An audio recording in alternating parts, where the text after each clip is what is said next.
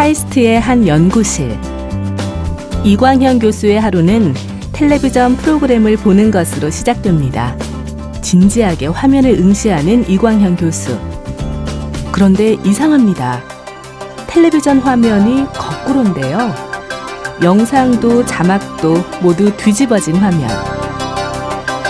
하지만 그는 텔레비전 프로그램을 보며 웃기도 하고 진지해지기도 합니다. 잠시만 보고 있어도 머리가 아파질 것 같은데 정작 그는 아무렇지도 않은 표정입니다. 돌려가지고 그 TV를 처음에 거꾸로 보기 할 때는 좀 어색하고 이상하고 머리도 아픈데요. 좀 적응이 되면 괜찮습니다. 예를 들어서 여기 있는 이 글자들도 이런 글자들도 적응되면은 거꾸로 된 글자도 잘 읽을 수 있고 자막이 이렇게 흘러가도 뭐 대체로 뭐 어려움 없이 읽을 수 있고요. 이런 글자도 뭐 거꾸로 그냥 대개를 읽을 수 있습니다. 텔레비전을 거꾸로 설치해 놓은 지 7년째. 그가 이런 별난 행동을 하는 데에는 나름의 이유가 있습니다. 벗어나야지 새로운 생각할 가능성이 많은데 벗어나는 방법 중에 하나가 저는 이제 세상을 뒤집어서 보자. 예? 그게 이제 하나 벗어나는 방법이죠. 예. 그렇게 되니까 모든 걸 다 거꾸로 보게 되고 이런 이제 TV를 볼 때뿐 아니라 이제 다른 거 볼 때도 이걸 뒤집어 보면 어떻게 될까? 위아래가 바뀌면 어떻게 될까? 앞과 뒤가 바뀌면 어떻게 될까? 그리고 저 사람하고 나오고 입장을 바꾸면 어떻게 될까? 뭐 이런 생각을 해보는 거죠. 그러면은 아무래도 현실에 그냥 고착되어 있는 것보다 벗어나서 보게 되고 좀 도움이 되는 것 같아요. 발상의 전환과 새로운 시각으로 세상을 보기 위한 노력의 일부라는 겁니다. 이런 노력은 그가 대한민국의 과학자로 살면서 안타까움을 많이 느꼈기 때문이라고 하는데요. 도파민인가 뭐. 그러니까 노벨상 받을 정도의 이제 큰 업적을 내려면요, 큰 문제를 붙잡아야 될 것 같아요. 그래서 인류가 풀지 못하는 큰 문제를 붙잡으려고 노력을 해야 되고, 그걸 한번 붙잡으면 10년, 20년 한다는 각오를 해야 되고요. 또 그 기간 동안 이제 주위에서 기다려줘야 되고. 근데 저는 이제 이 뭐 학교에 거의 이제 영국에 한 30년 있었는데 돌이켜 보니까 저는 그렇지 못했던 것 같아요.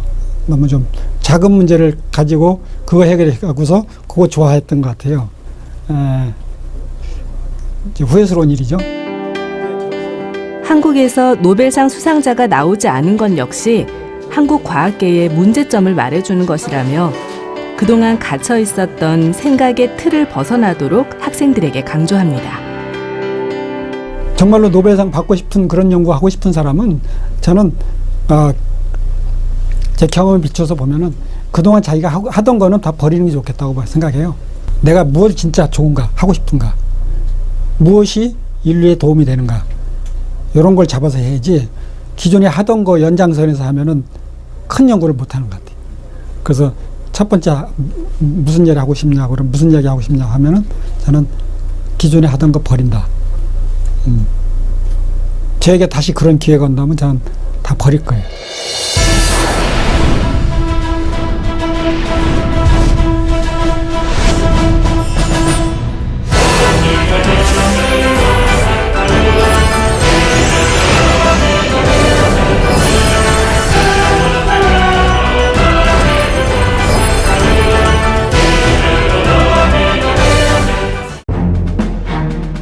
노벨상은 과학자들의 로망이자 이루고 싶은 목표이기도 합니다. 국가 경쟁력의 원천인 기초과학기술, 그리고 그 나라가 기술 강국임을 보여주는 노벨상 수상은 결국 국가 발전으로 이어집니다. 지난해 12월 스웨덴 스톡홀름에서 개최되었던 노벨상 시상식. Now time for David Wineland, who is faculty at the University of. 이번에도 혹시나 하고 기대했던 한국 과학자의 수상은 역시나로 끝이 나고 말았습니다. 세계 15위 경제대국인 한국. 하지만 노벨 과학상의 꿈은 멀기만 한데요. 왜 우리는 단 한 번도 노벨 과학상 수상자를 배출하지 못하고 있을까요?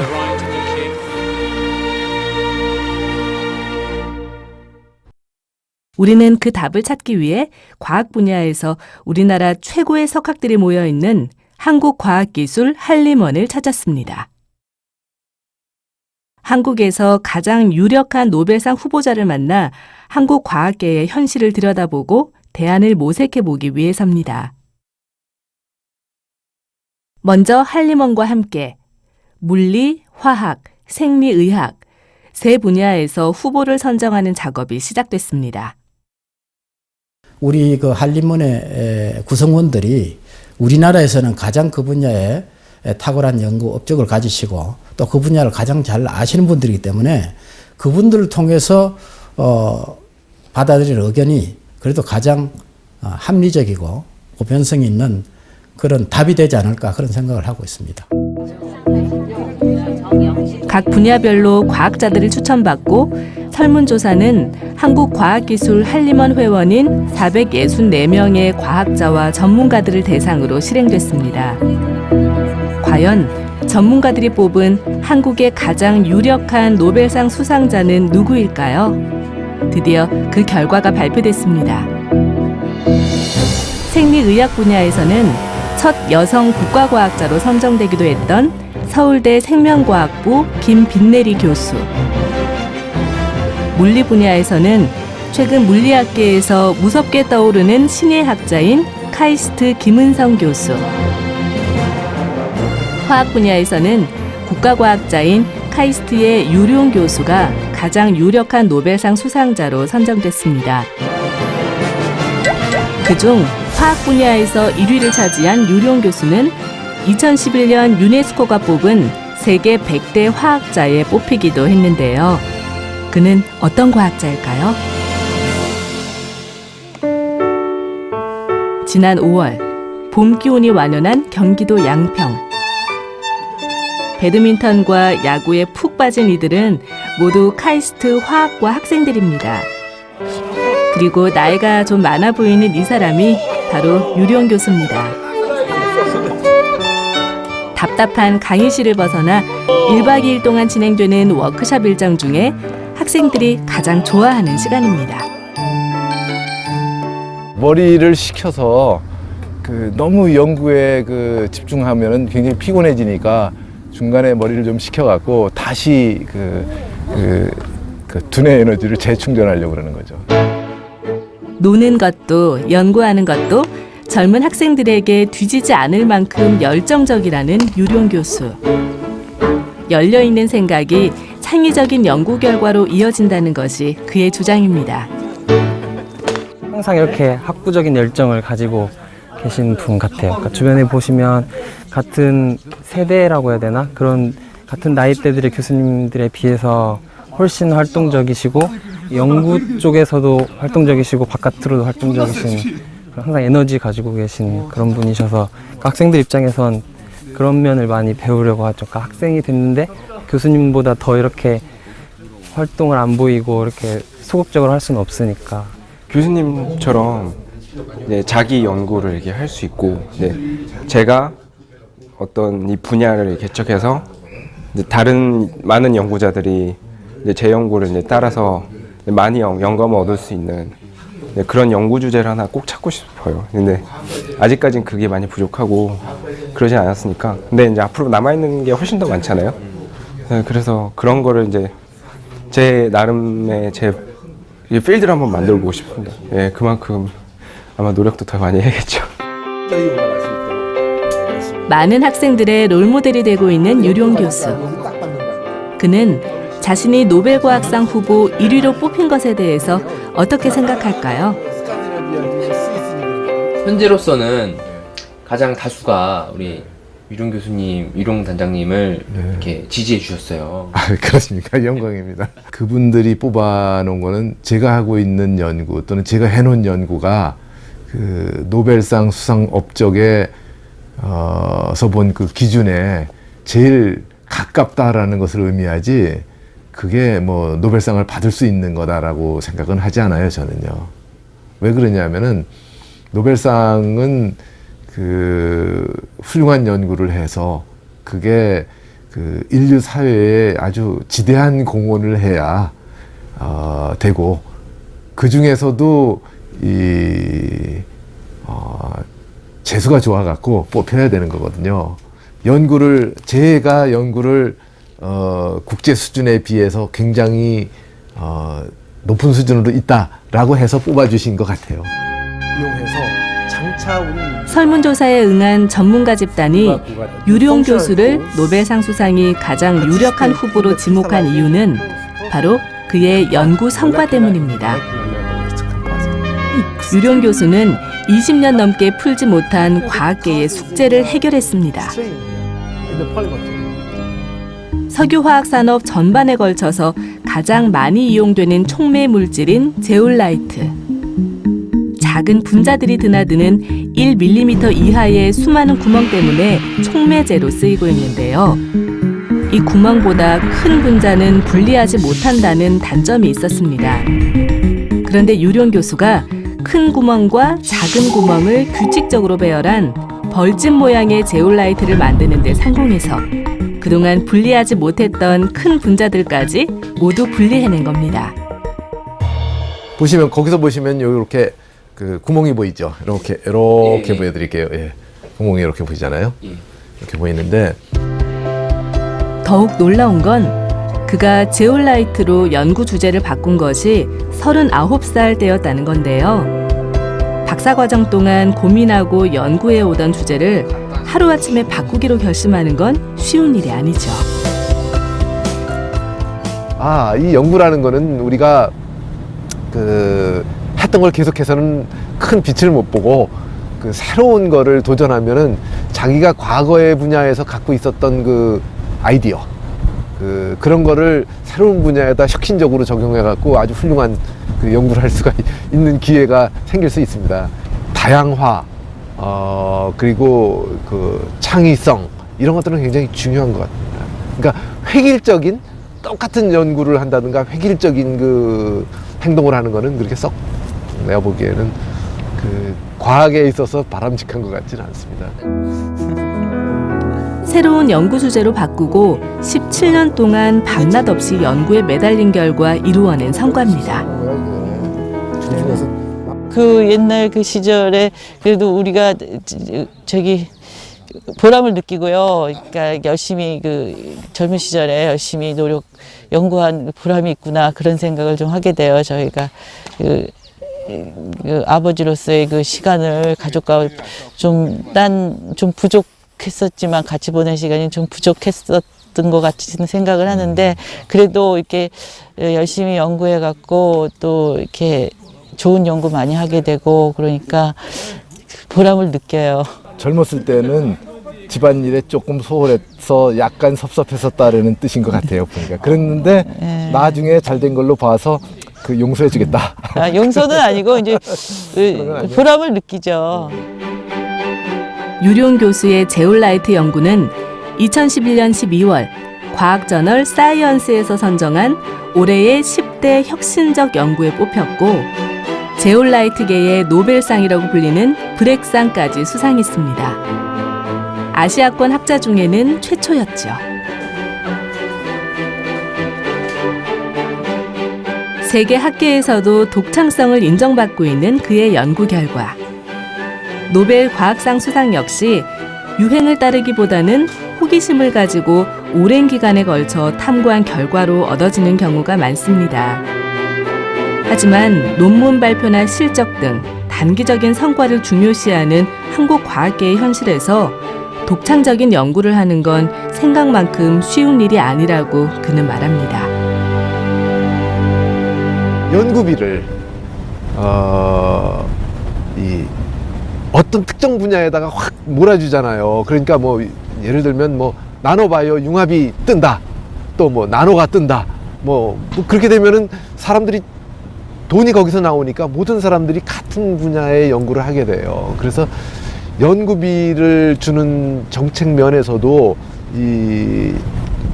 다양하고 독창적인 그런 연구에 다양한 면에서 그러면서도 그 중에 독창적인 연구에 연구비를 줄 수 있는 정책을 좀 생각해 봐야 되죠. 다양성이 좀 있게. 네, 다양성이 있어야 돼요.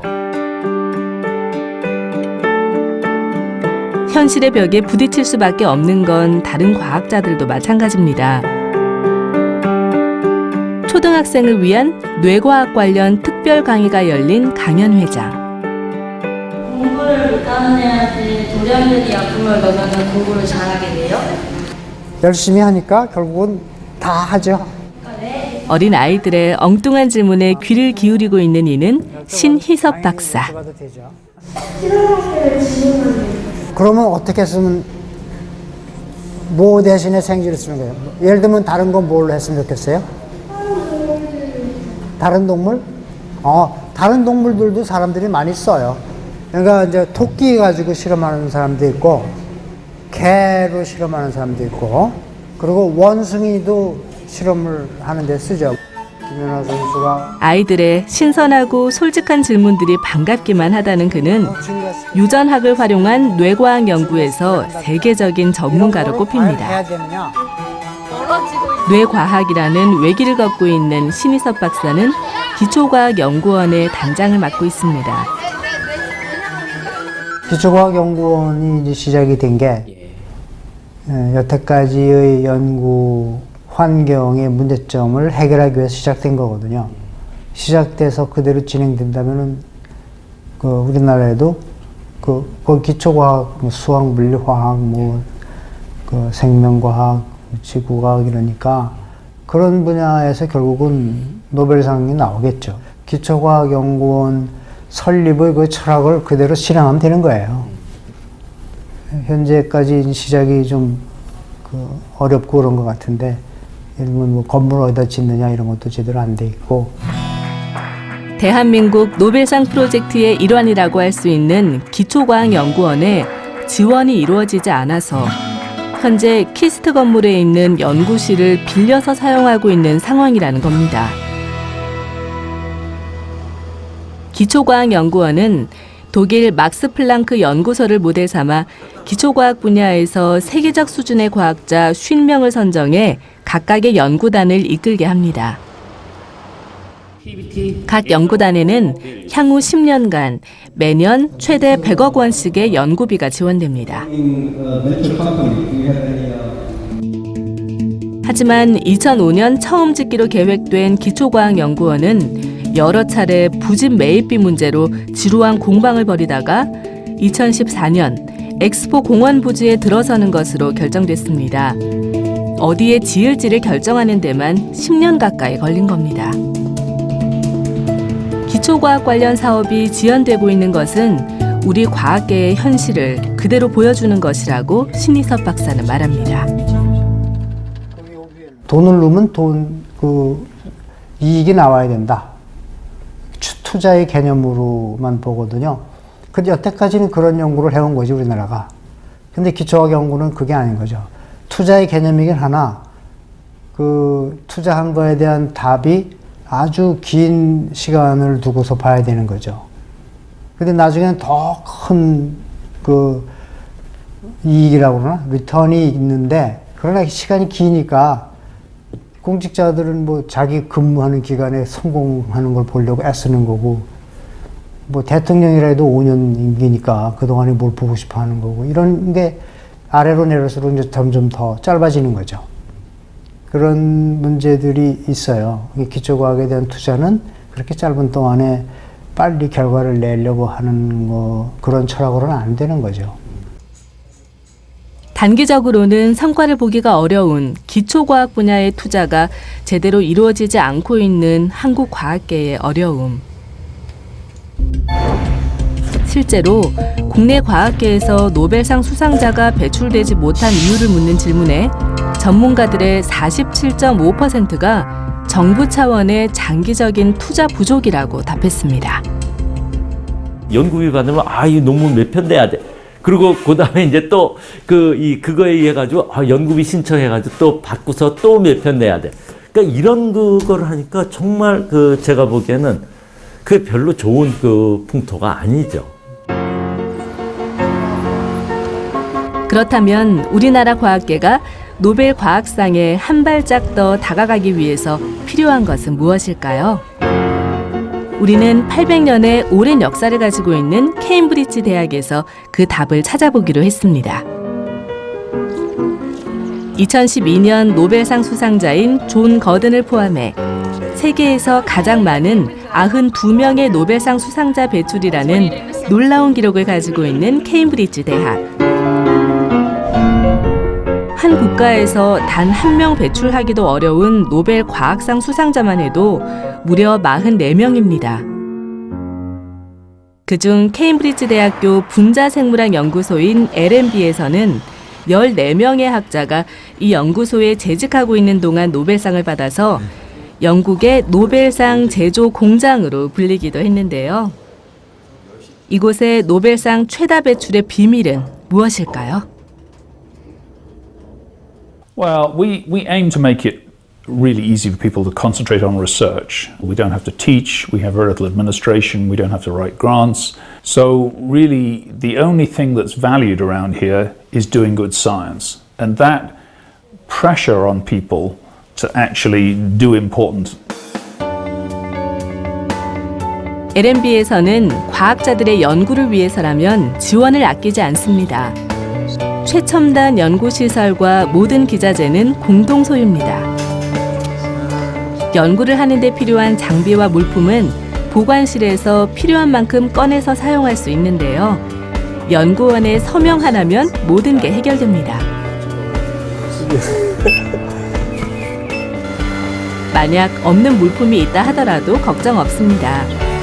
연구소 내에 따로 마련되어 있는 기계 공장에는 다양한 분야의 기술자들이 있고 그들은 시험관에서부터 엑스레이 장비까지 연구원들이 원하는 것이라면 무엇이든 직접 제작해 줍니다. Well, I think that having a mechanical workshop actually on site benefits the science as well as the whole scientific community here, because if we can react very quickly. If somebody wants something, they can basically have it either today or the following day. 또한 LMB 연구비는 독립기관인 의학연구위원회의 감독을 받고 있습니다. LMB is just over 30 million a year, which is 5% of the total. We review them, and once we're happy with the direction they're going, we give them a 5-year budget and agree a 5-year plan with them. We expect the directors, like Hugh Pelham, who you've spoken to make changes over that period of time. And as long as, when we review them again in 5 years, the quality and importance of the science and the impact of that science is good enough, we're happy. We don't hold them to a rigid plan over that 5-year period. 연구원을 뽑는 데는 엄격하지만 연구소에 들어오게 되면 무엇이든 마음껏 연구할 수 있도록 믿고 기다려준다는 건데요.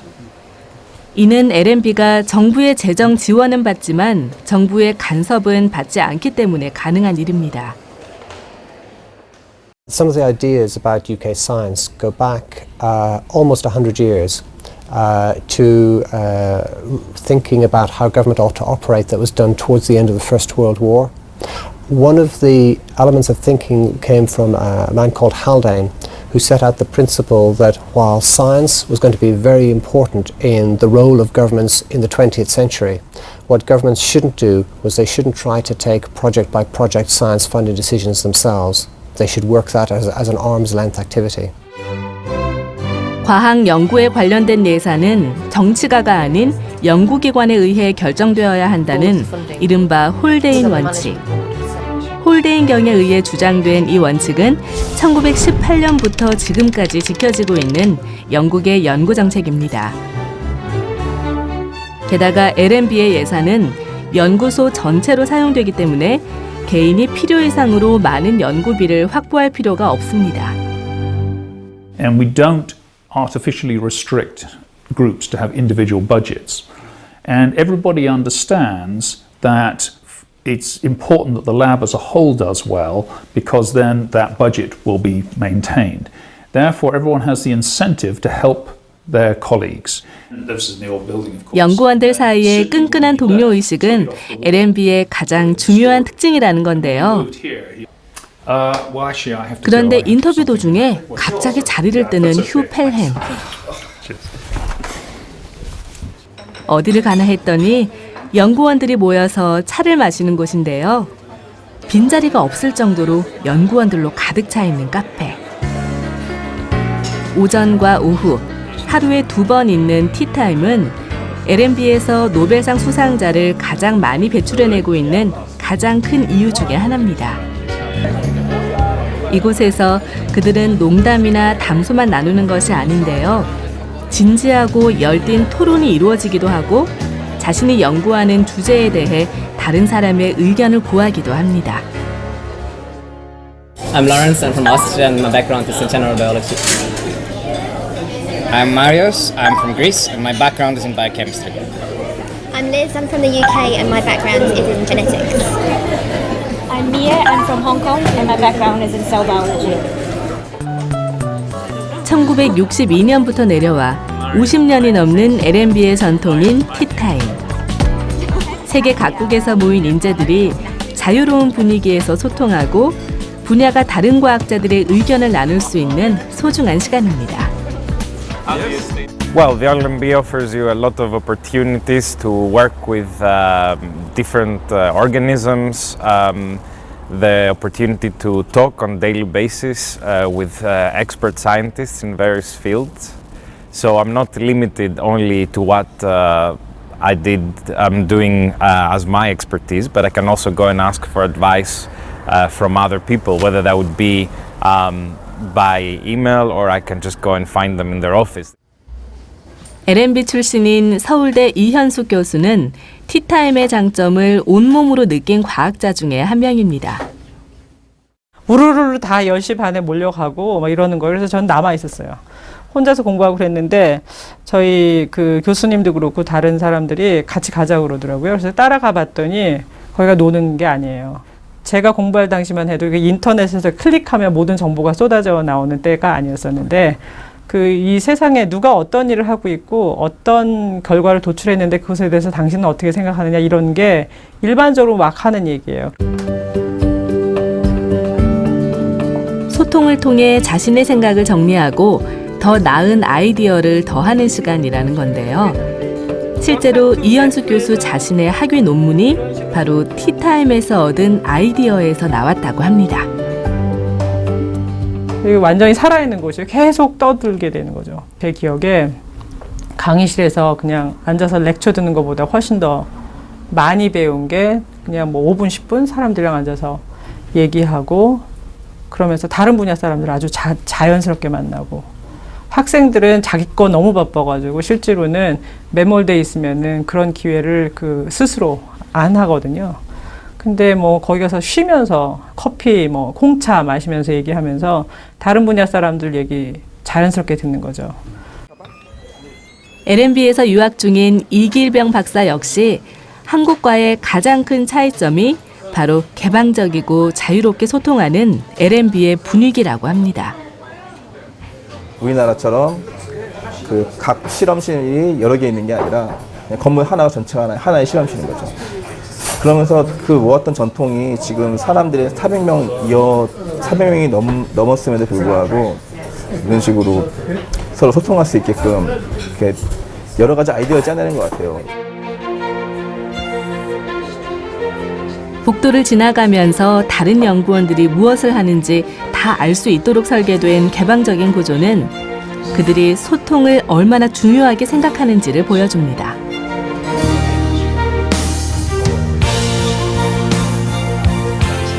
진짜 과학은 이래야 된다고 봐요.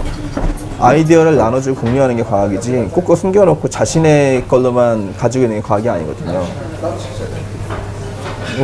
일단은 문화 자체가 나누는 문화가 되게 커요. 아이디어를 갖다가 공유하고 나누고 그리고 비밀을 갖다 간직하려 하지 않고 그리고 당연히 내가 가르쳐주는 것도 당연하고 그 사람한테 받는 것도 어느 정도 당연하게 생각하는 것 같아요.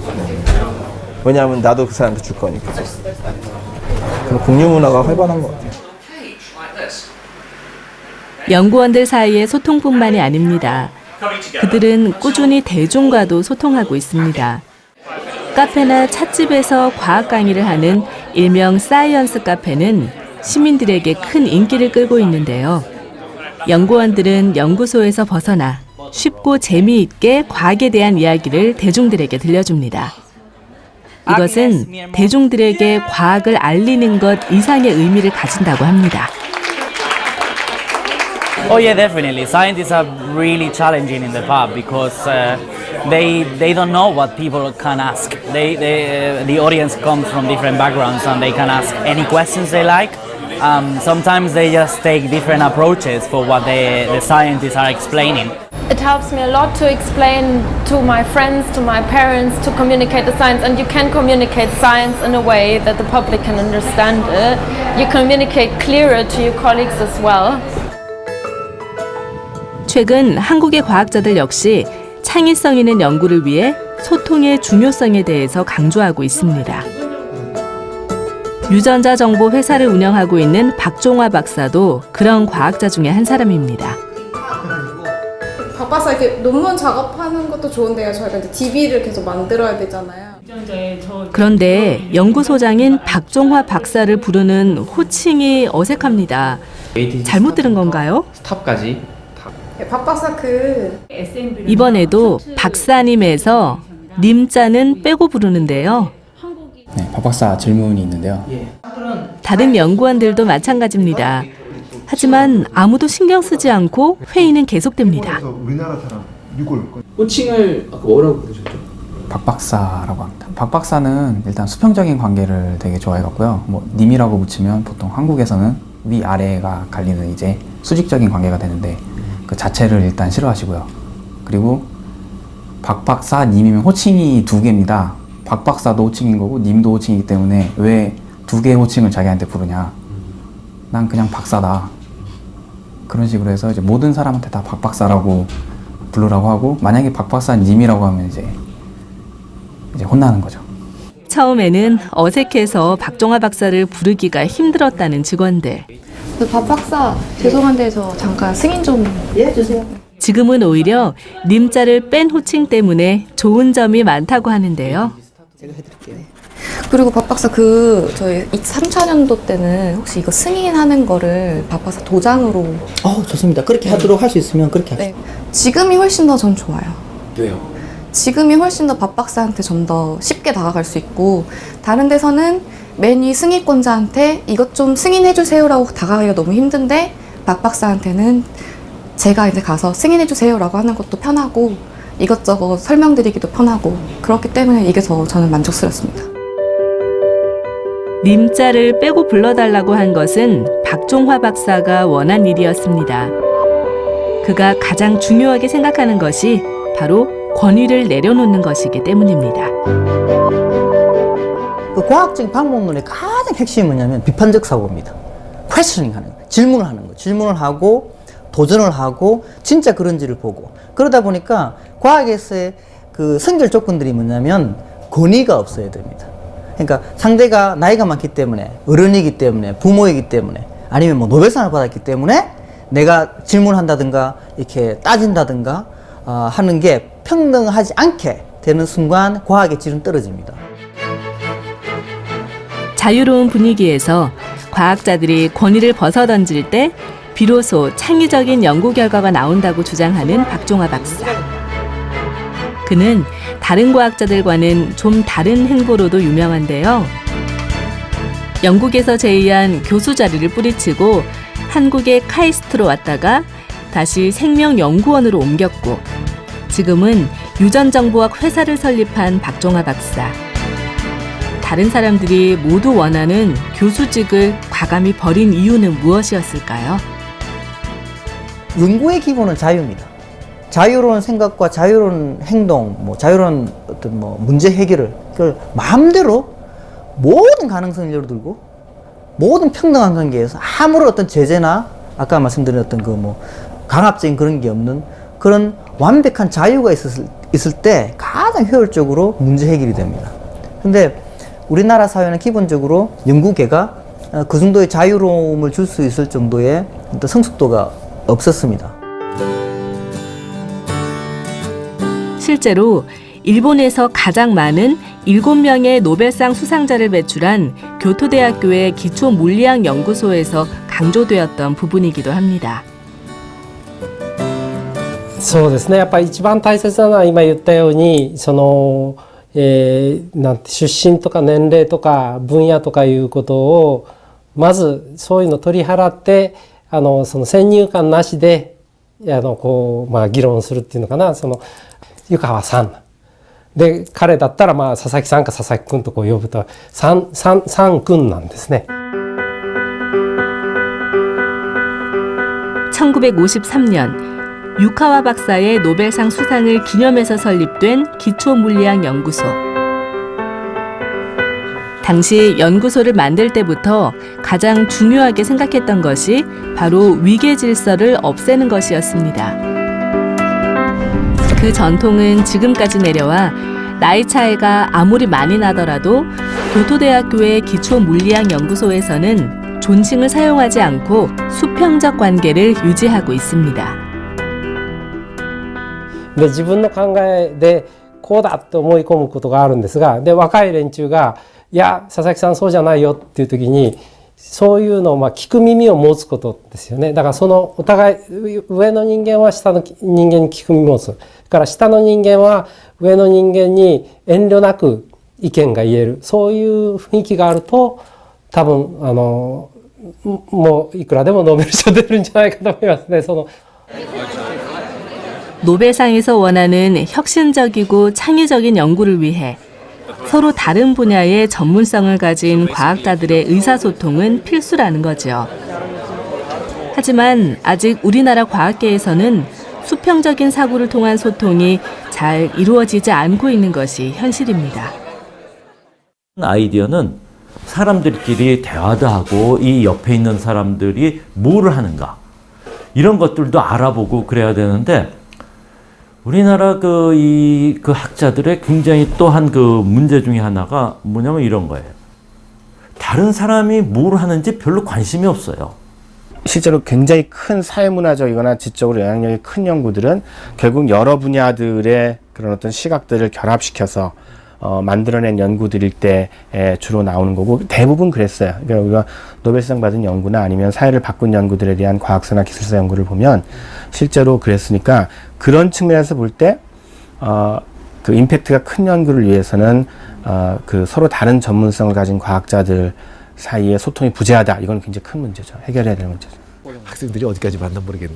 국내 과학계의 전문가들이 가장 유력한 노벨상 수상자 후보로 꼽았던 유룡 교수 역시 소통이 어렵기는 마찬가지인데요.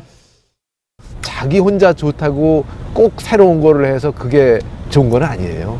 그러면 자기만 혼자 하고 말아야죠. 그것이 다른 우리 인류 사회에 유익하고 또 다른 과학자들이 봤을 때 저거 굉장히 좋은 연구다. 그래서 따라가야 되죠. 그래서 예술이나 문학이나 과학이나 똑같이 창의적이고 대중성이 있고 또 전문가들이 그걸 따라갈 수 있는 그런 일들을 하는 게 전체적으로다가 일맥상통한다고 보고 있습니다. 소통의 중요성을 강조하며 소통도 연습이 필요하다고 말하는 유룡 교수. 매주 한 번은 새로운 분야의 과학자들을 만나는 등 소통을 위해서 끊임없이 노력합니다. 3나노미터, 5나노미터. 내 분야에서 되게 어려운 난제가 좀 다른 분야에서는 아주 또 어떻게 보면 쉽게 풀린 기본적인 문제인 경우도 있거든요. 근데 이제 거기서는 쉬운 문제고 그렇게 지금 당장 파급효과가 크지 않지만 이게 적용 분야를 잘 찾으면은 엄청나게 그 중요한 문제로 새롭게 대두될 수가 있어요. 그래서 그런 어떤 서로 약간 다른 분야의 분들이 같이 만나서 마음 터놓고 디스커션하는 건 상당히 중요한 것 같습니다. 미래의 노벨 과학상 후보들이 될 제자들에게도 소통의 중요성에 대해서 강조하며 혼자만의 세계에 갇히는 것을 경계해야 한다고 말합니다. 교수님이랑 이제 대화를 많이 하고 그다음에 다른 실험실에 있는 저희 동기나 또는 비슷한 연대 사람들이랑 대화를 많이 하는 것 같아요. 그리고 일단 그런 대화를 하려면은 기본적으로 그거에 대해서 많이 알아야 하거든요. 알아야. 그래서 그런 점에서 교수님이 또 굉장히 너무 많이 아시기 때문에 많은 도움을 얻을 수 있고 또 내가 모르는 거를 또 다른 학생들이 알 수 있기 때문에 그런 점에서 점점 더 디스커션 하면서 조금씩 그래도 문제를 이제 해결점을 찾아가는 것 같아요. 빼곡하게 꽂혀 있는 연구 노트는 바로 새로운 소통을 위한 노력의 하나입니다. 굉장히 옛날 처음부터 있었던 저희 랩이 이제 20몇 년 됐는데요. 그 이제 맨 처음 있었던 선배님들부터 쭉 연구할 때 썼던 연구 노트 이제 여기 잘 보관해서 이제 저희가 참고할 수 있도록 보관한 장소예요. 그들은 지금 자유롭게 서로 소통할 수 있는 방법을 찾아가고 있습니다. 굉장히 좀 자랑스럽고 한편 신기한 게 이제 지금은 교수님들인데 이제 저희랑 똑같은 연구하고 있는 학생으로서 그때 작성했었던 것들이 여기 있으니까 그런 거 이제 보면서 저희도 이렇게 쓰면 되는구나 이런 것도 배우고 좀 신기하면서도 자랑스러운 그런 것 같아요. 노벨 과학상 수상. 우리나라 사람이라면 누구나 원하는 일일 텐데요. 그런데 우리는 왜 그동안 노벨상 수상자를 배출하지 못했는지에 대한 답을 찾아가다 보니 더 중요한 것을 알게 되었습니다. 어떻게 하면 노벨상 수상자를 배출할 수 있는지보다 과학자들이 마음껏 창의력을 발휘할 수 있는 환경에 대한 고민이 우선되어야 한다는 거죠. 과학자들이 연구에 몰입할 수 있도록 꾸준한 지원을 아끼지 않는 정부. 그 믿음 속에서 과학자들이 서로 소통하고 자유로운 사고를 할 수 있는 환경이 만들어지면 어느 순간 한국의 과학자들도 노벨 과학상 시상식의 빛나는 주인공으로 우뚝 서 있을 것입니다. I've never really felt like I had a job, you know, it's more like a hobby. So I think that's, well, I think, as I said, I think that would be the main selling point, that this ability to work on, you know, largely on things of your own, you know, topics of your own choosing. And I think that, so there's a lot, the thing that motivates me, for example, is just often to be able to work on projects where we're investigating, you know, fundamental questions, you know, about nature. And to me, that's, you know, I think that's exciting. And So the meaning is that it recognizes the work of all my coworkers over the years for having accomplished something that people recognize as being worth an award, and that's really important because I represent just a team. 270 people have worked in my lab, and they've all made contributions and so I'm the one who represents them, but it's all of their work which is important.